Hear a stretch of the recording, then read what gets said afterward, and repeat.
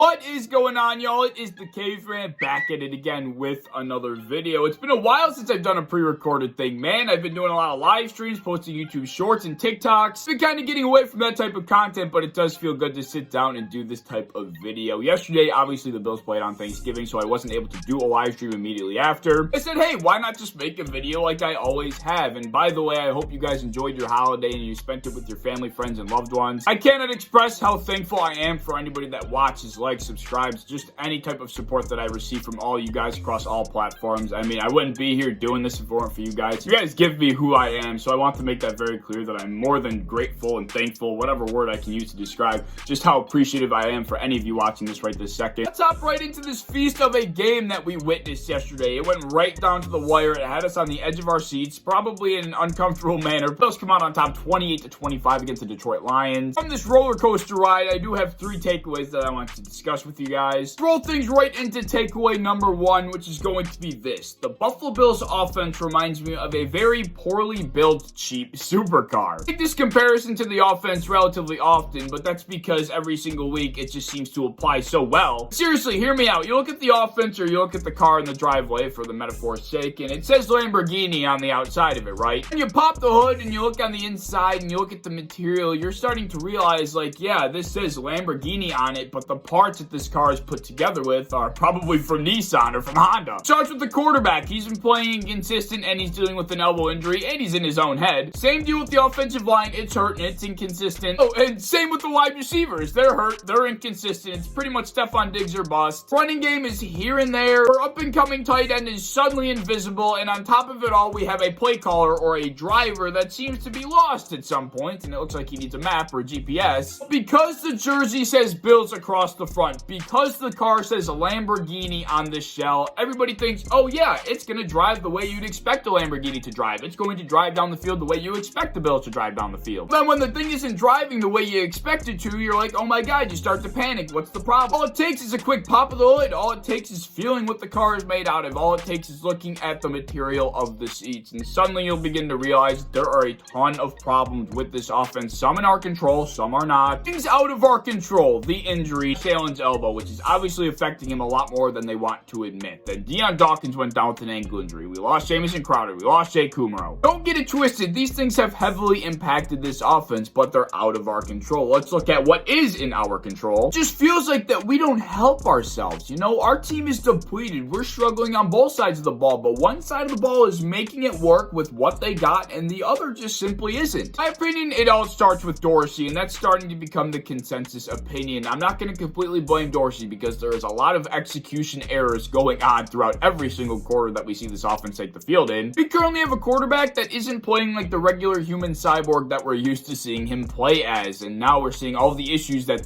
play typically masks come to fruition. Josh Allen's elbow is certainly bothering him, and as is his confidence. I think it's shot. And how did Josh Allen gain the confidence he has in the NFL today? Where did that all come from? All derived from his athletic ability, the thought in the back of his mind knowing that if I really needed to, I can pull this ball down and I can gain the yardage necessary and I can do it at my own discretion. But now, he's not being allowed to do that. The design runs are pretty much gone, but toward the end of the game, we did start to see them. It just doesn't make sense to me why it's taken 12 weeks in a must-win game at the very end of it to start seeing these plays. And how did we start to move down the field at the end of that game? Oh, Josh Allen with his legs. I don't know why we've been avoiding it for so long, but Ken Dorsey, these are the situations we can't be letting ourselves fall into. It needs to happen before. And me sitting here wondering why we haven't seen these design runs haven't been the only question that I've had for this offense. What's happened to the design runs? What's happened to the one or two dialed up deep shots down the field to strike the fear into that opposing secondary? Suddenly does Josh become a complete pedestrian in the red zone? Where's the offensive creativity? I mean, I do have a lot of questions, right? Like I said, I don't blame everything on Ken Dorsey, but it starts at the top, and that goes for any situation. The offense has clear issues, some out of our control and some are in our control, and it's just extremely frustrating seeing things that I feel like we could do to improve our production, and they're just not happening. It's just obvious that it relies on Josh Allen off script, and that's not going to win you games when it really becomes important down the stretch. Just makes it that much more frustrating seeing us sweat out that victory against the Lions, and then here come on our televisions the Giants and the Cowboys, and Brian Daboll's trotting out Daniel Jones with Saquon Barkley and basically a bunch of backup receivers, and they're driving down the field on the Cowboys. Might not be fair to compare Ken Dorsey to Brian Daboll. We obviously don't have the best supporting cast around Josh Allen at the moment, but still, there has to be better ways to move the this football that do not rely on Josh Allen's playmaking ability. But I will say, seeing that rope from Josh to Diggs with 23 seconds left to put us in field goal range made it seem like none of those problems even mattered anymore. Truly think we're going to look back at that throw and catch and we're going to say that was the play that Josh Allen got his confidence back. That was when our offense started to look the way it used to. I really think that was the turning point. Hopefully I'm right, but that doesn't mean there still aren't massive issues here. And P.S.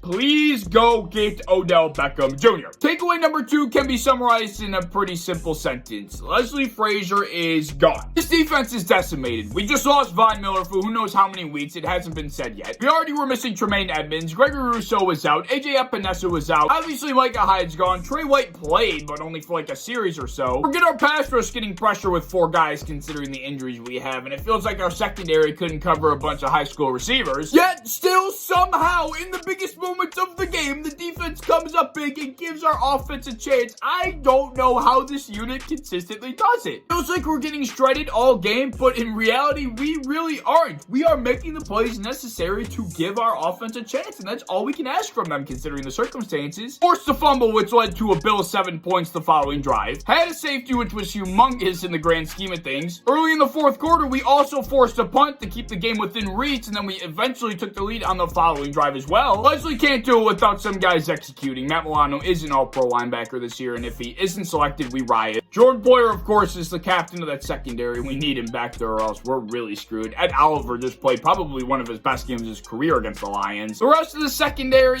Dane Jackson's really struggled as of late. I think we were so used to seeing him excel in a very minimalistic role that now he's having to step up, and he's getting torched. Desperately do need Trey White down the stretch. I'm not sure when he's going to feel like he's 100% healthy. Obviously, he only played 1 series yesterday, but we desperately need him, man. Those guys need help. Long story short, this defense is what has gotten us to 8-3. I'd be beyond floored. I'd be completely shocked if Leslie Frazier wasn't hired to be a head coach after this season. Whoever gets him, whatever lucky franchise, you guys got a good one. Let me tell you that right now. My third and final takeaway, to end it on a more positive note, it's pretty simple. We are a resilient ass football team, man. It's been tough sledding. It's been discouraging, not only for us as a fan base, but for the team. These guys are experiencing it too. We're hurt physically and mentally. Despite being 8-3, this season has not been easy, and we're definitely playing below expectations. Given the entire fiasco before the Browns game, multiple plane flights, having to get out of the snow, playing on a neutral field, getting that physical matchup, then going 5 days later, playing against the Lions, who have been a red-hot football team. Do not get it messed up. They are a good team right now. They've been playing solid football. But with the victory, despite losing multiple key players in Von Miller and Deion Dawkins, it's been a taxing, and I mean taxing, last few weeks, man. We got to give these guys credit where it is deserved. They're human beings, not just football players that we're seeing on the field. I think we kind of underestimate how much these external factors actually play into the product we're seeing from this team. If we sit back for a second and consider the grand scheme of everything that has gone on, we are 8-3. It could be a lot worse. We could be 6-5. We could be 7-4. We could be 5-6. We're not, because we're a resilient, we're a talented, and we're an extremely disciplined football team. And that is what wins games, and that is exactly why we are 8-3, despite how bad it may feel. The theme of this video has been what's out of our control and what's in our control. What's out of our control has sucked, but like I said, we're a resilient football team. It's what's in our control that will bring us over this hump that we're currently experiencing. We just need to fix these fixable things. I say we need to fix these fixable things. It's not really the defense. I mean, it is in some form and fashion, but it's the offense. It's Josh Allen's execution. It's the wide receivers around Stephon Diggs. It's Stephon Diggs himself. It's Ken Dorsey. We just need the offense to get back on their shit, and I'm more than confident that they're going to be able to. I'm telling you, that throw from Josh to Diggs is going to be that Kickstarter that we needed. I saw a look in Josh's eye after that game was over that I feel like I haven't seen in a couple weeks. But yeah, those are my 3 takeaways from the Bills win 28-25 over the Detroit Lions. We're 8-3. We're a resilient football team. It feels like shit right now, but we're still doing well. Got to be supportive and understand that shit is not easy in the NFL. But yeah, those are my thoughts. Let me know yours down in the comments below. If you enjoyed your Thanksgiving, I'm more than thankful if you're watching this video, and any and all the support that I receive from you guys. Thank you so very much. If you enjoyed, as always, please like, subscribe, do all the fun stuff. If you want to hit the bell to be notified when I upload, I'd appreciate that. You want to go to Twitter, follow me over there, I'd appreciate that as well. I have a TikTok down in my description that I think you should check out, and I hope to see you in the next one. Go Bills. Peace.